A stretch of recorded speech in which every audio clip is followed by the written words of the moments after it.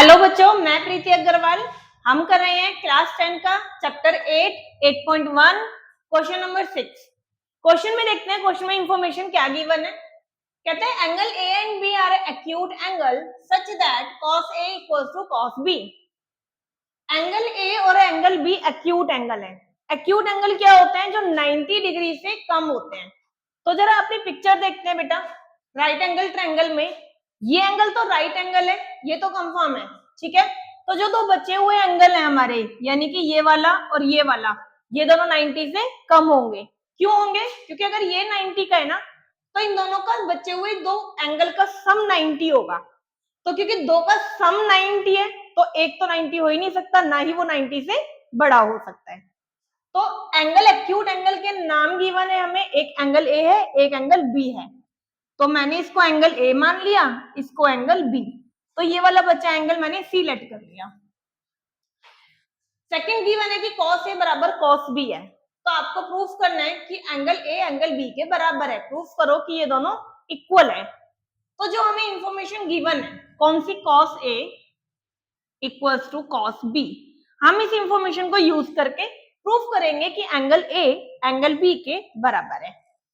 चलिए cos ए देखते हैं पहले। cos ए की रेशियो क्या होगी हमारी पिक्चर के according? cos A base by hypotenuse.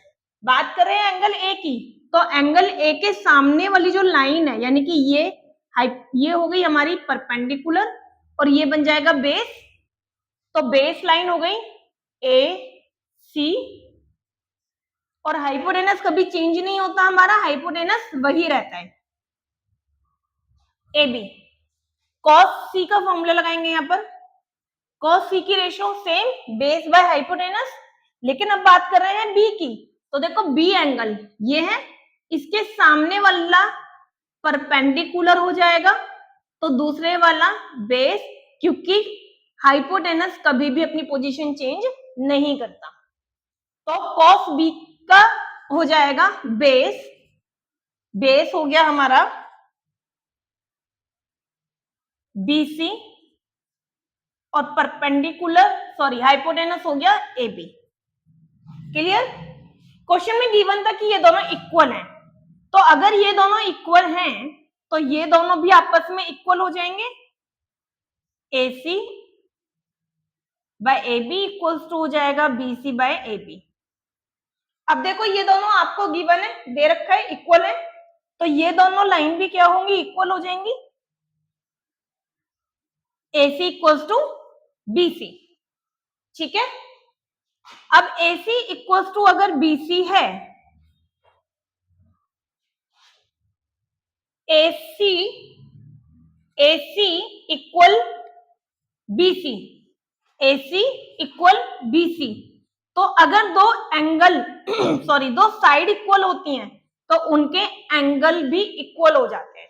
तो अगर ये साइड इस साइड के इक्वल है, तो ये एंगल इस एंगल के इक्वल हो जाएगा। Angle A equals to angle B। Next देखते हैं क्वेश्चन नंबर 7।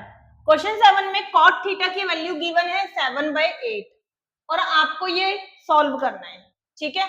तो देखो cos थीटा ABC कुछ भी गिवन नहीं है, तो अब की बार आपको एंगल देखना ही नहीं है। परपेंडिकुलर आपका परपेंडिकुलर ही रहने वाला है, और जो बेस था वो बेस रहने वाला है। हाइपोटेनस तो वैसे भी चेंज नहीं होता था हमारा। तो cot थीटा की रेशियो देखो, नीचे से बनेगी बेस बाय परपेंडिकुलर, ठीक है। तो यहाँ पर ना लिख लो ताकि आपको कंफ्यूजन ना हो। बेस बाय परपेंडिकुलर मिला हमें, तो 7 हमारा बेस हो गया और 8 हमारा परपेंडिकुलर हो गया, ठीक है। सबसे पहले स्टेप होता है पाइथागोरस थ्योरम लगा के जो हमें थर्ड साइड गिवन नहीं है उसे निकाल लीजिए। तो थर्ड साइड हमारी क्या है जो गिवन नहीं है? हाइपोटेनस है। हाइपोटेनस निकालने के लिए पाइथागोरस थ्योरम यूज कर रहे हैं। AC की स्क्वायर इक्वल्स टू AB की स्क्वायर प्लस BC की स्क्वायर। AC की स्क्वायर इक्वल्स टू AB देखो गिवन है 8 की स्क्वायर प्लस BC गिवन थी हमें 7 की स्क्वायर। AC की स्क्वायर 8 की स्क्वायर खोलो, 8 को 8 से मल्टीप्लाई कर देना 64, 7 की स्क्वायर कैसे ओपन होगी, 7 को 7 से ही मल्टीप्लाई कर देंगे, 49, दोनों को ऐड कर दो 113। अब ये स्क्वायर इक्वल्स टू के इधर जाकर के रूट बन जाता है, तो हमारी AC इसका आप फैक्टर करोगे ना तो रूट ओपन ही नहीं होगा, तो इसीलिए इसकी जो वैल्यू है वो रूट के अंदर ही आएगी, रूट 113। क्लियर। क्वेश्चन हमारा 1 जो हमें सॉल्व करने के लिए गिवन था, 1 plus sine theta 1 minus sine theta upon में 1 प्लस कॉस थीटा और 1 minus cos theta, value put करेंगे। देखो 1 प्लस साइन थीटा की रेशियो होगी perpendicular by base, perpendicular by hypotenuse, sorry perpendicular by hypotenuse, यानी कि 8/113। सेम वैल्यू साइन थीटा की है, सिर्फ माइनस में है, ठीक है। कॉस थीटा की वैल्यू देखिए, base by hypotenuse, base by hypotenuse, यानी कि 7/113। सेम वैल्यू है लेकिन बस माइनस में है, ठीक है। अब इधर देखो, इसको सॉल्व मत करना, एलसीएम मत लेना। यहाँ पर एक आइडेंटिटी 9th क्लास में आप लोग यूज करके आ चुके हो, जब दो ब्रैकेट सेम नंबर के साथ लेकिन अपोजिट साइन के साथ होते हैं। देखो सेम नंबर में अपोजिट साइन है, तो एक आइडेंटिटी हम लोग यूज करते थे, a plus B, a minus B equals to a square minus b square. तो a क्या हो गया, आगे वाला नंबर हो गया a, और ये पीछे वाला नंबर पूरा हो गया b।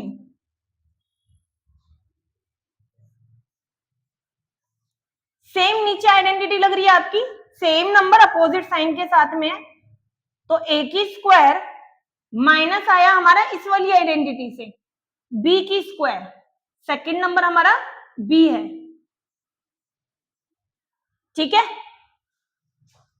आगे देखेंगे, सॉल्व करो, 1 की स्क्वायर को ओपन करो, 1 आ गया, 8 की स्क्वायर, और जब 113 का स्क्वायर करोगे तो उसका रूट हट जाएगा, ठीक है। सेम नीचे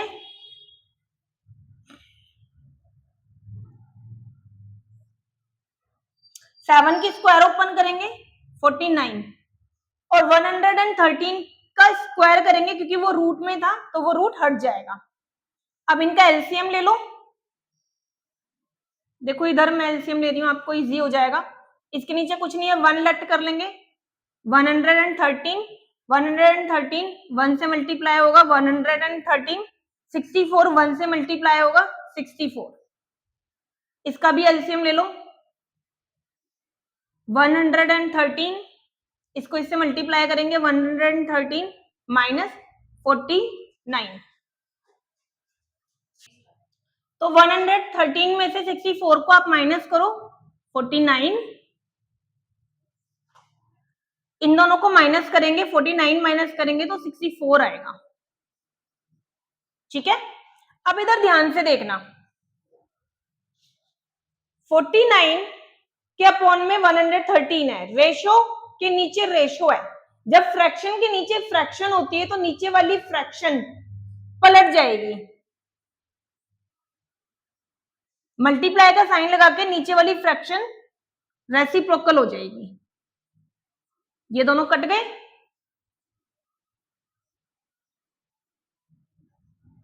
तो ये हमारा आंसर आ गया।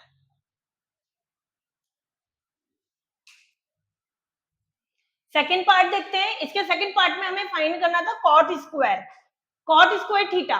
कॉट का फॉर्मूला देखते हैं, रेशो क्या बनेगी, बेस बाय परपेंडिकुलर, तो बेस बाय परपेंडिकुलर, तो कॉट थीटा की स्क्वायर बाद में करेंगे, पहले वैल्यू पुट कर देते हैं, BC बाय AB यानी कि 7/8, क्योंकि हमें इसकी स्क्वायर निकालनी थी तो आप इसकी स्क्वायर कर देंगे,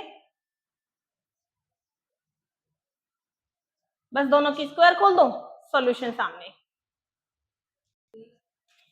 सेकंड पार्ट देखते हैं। सेकंड पार्ट में पूछा गया है cot square theta.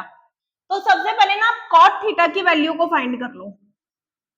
Cot theta की वैल्यू क्या होगी? रेशो देखो, base by perpendicular, base by perpendicular, यानी कि BC बाय AC AB 7/8।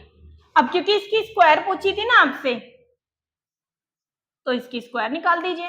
7 7 49 और 8 8 64।